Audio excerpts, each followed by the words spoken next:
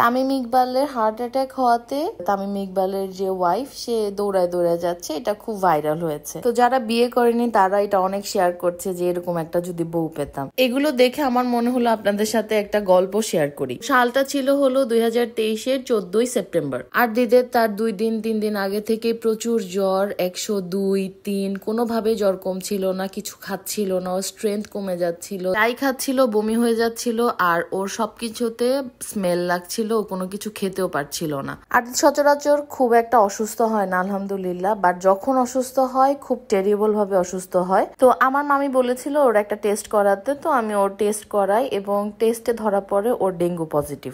আর ওই টাইমটায় প্রচুর পরিমাণে মানুষ মারা যাচ্ছিল, কোনো হসপিটালের বেড ছিল না, এই টাইপের একটা সিচুয়েশন চলছিল। ওই টাইমটা যখন আমি জানতে পারি তখন আমার পায়ের নিচের মাটি সরে গেছে, আমার নিজেকে এতটা হেল্পলেস মনে হচ্ছিল। আর দিদের যতবারই আমি ব্লাড টেস্ট করছিলাম ততবারই দেখলাম যে ওর প্লাটিলেট কমছিল দিন দিন। এগুলো দেখে র্যাপিডলি আমার অবস্থা খুব খারাপ হয়ে যাচ্ছিল, কারণ এগুলো না আমি নিতে পারি না। ওকে কোনো হসপিটালে আমরা অ্যাডমিট করতে পারছিলাম না, কারণ কোনো সিট অ্যাভেলেবেল ছিল না। 13 তারিখ সন্ধ্যার পরে দেখছিলাম ওর অবস্থা আরো খারাপ হয়ে যাচ্ছিল। দেন আমার ছোট মামি থ্রুতে আমরা ওকে আজমল হসপিটালে ফাইনালি অ্যাডমিট করতে পারি। 5 দিন টানা ট্রিটমেন্টের পর 8 দিন আলহামদুলিল্লাহ পরে সুস্থ হয়। একটা মেয়ে বিয়ের পরে শুধু তার বাবার বাড়ি ছাড়ে না, সে তার নিজস্বতাও ছেড়ে আসে। একটা মেয়ে তার সংসার আর সম্পর্ক রক্ষার জন্য তার জীবন পর্যন্ত বাজি রাখতে রাজি থাকে। যারা তামিমের স্ত্রীর দৌড়ে যাওয়া দেখে আফসোস করে বলছেন উফ যদি এরকম একটা বউ পেতাম, তাদের উদ্দেশ্যে বলছি,